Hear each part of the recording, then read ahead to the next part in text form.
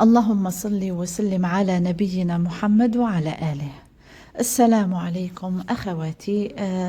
اليوم درت حبيبات بوراك وحبيت نصور هذا طريقتي وكيفيتي تاع البوراك تاعنا تاع الجزائر القديم الكلاسيكي البنين اللي ما كاش اللي يدير في رأيي أنا بوراك كما احنا الجزائريين.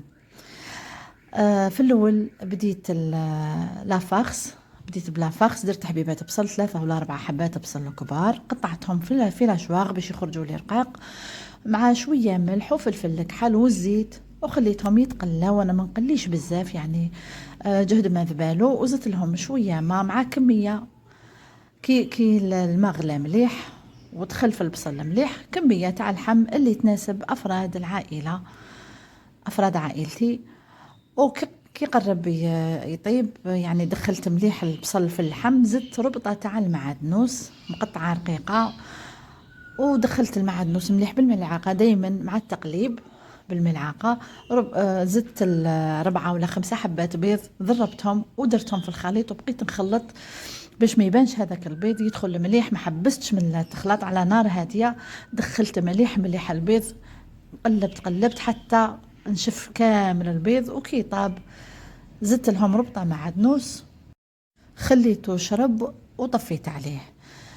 من جهة أخرى رحت درت لابات تاعي العجينة، عندي 5 عبارات تاع الفارينة مقبين شوية ماشي بزاف، 5 عبارات فارينة وعبر تاع زيت ناقص إصبع، وطمنتهم بين يديا مع حبة بيض وزوج ملاعق تاع الخل، وليمتهم بالماء، الماء عادي من الحنفية. ليمت العجينة تاعي طرية وخليتها ترتاح لمدة ساعة، غطيتها بالبابي فيل مدة ساعة. هذه هي عجينتي بعد ما ارتاحت، وتعمدت قطعتها بالسكين باش تشوفوا القوام تاعها. هذا هو القوام، نديرها شوية طرية باش كي نقليها دير لي هذوك الفقاعات وتجي مقرمشة وشابة كيما الصامصة، تجي مقرمشة كيما الصامصة، لخاطر الصامصة هكذا نلمها طرية. حليتها، درت شويه فارينه، ما نكثروش الفارينه غير جهد ما نحلو. حليتها بهذه الطريقه. وكاين اللي حب العجينه رقيقه يحلها في الماشينه تاع الرشته، الماشينه تاع العجين تاع البقلاوه. انا لا نحلها بالحلال، خاطر نحب شويه تجيني شويه كي تتكل يصيبوا وش ياكلوا يعني. هذيك العجينه لازم تكون شويه، ما هي رقيقه بزاف ما هي خشينه بزاف. درت كمية تاع اللحم على حسب الرغبة اللي نحب الحجم تاع البوراكة، وغلقت. من الأحسن نغلقه بالبياض تاع البيض. في الأول ما درتش بياض البيض، ومن بعد غلقت العجينة بياض البيض، وقطعت بالقطاعة هذيك تاع مول تاع التزيريات. ما استعملش الجرارة باش نسهل على روحي، نستعمل هذه وتجي مسنة وتجي. درت حبات بالفرماج وحبات بلا فرماج، كاين اللي حب الفرماج وكاين اللي حب بلاش.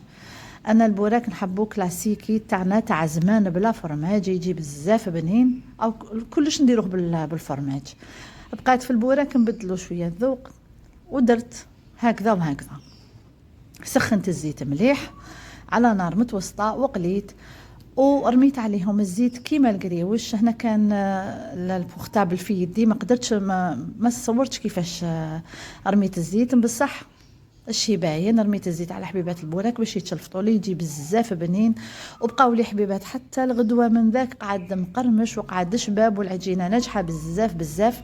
نتمنى من اخواتي اللي ما ينجح لهمش عجينه البوراك، هذه هي العجينه اللي انا معتمدتها، واللي عندها طريقه تحطها لي في الكومنتير. دائما نبقاو نتعلموا ودائما نستفادوا من بعضنا. نتمنى ان شاء الله نصيب طريقه، نحب نتعلم ونحب نكتشف ونحب نعرف ونحب نجرب. اللي عندها طريقه واحده اخرى تحطها في الكومنتير، هذا الشيء يسعدني. ولا عجبكم الفيديو ما تنساوش تحطوا لايك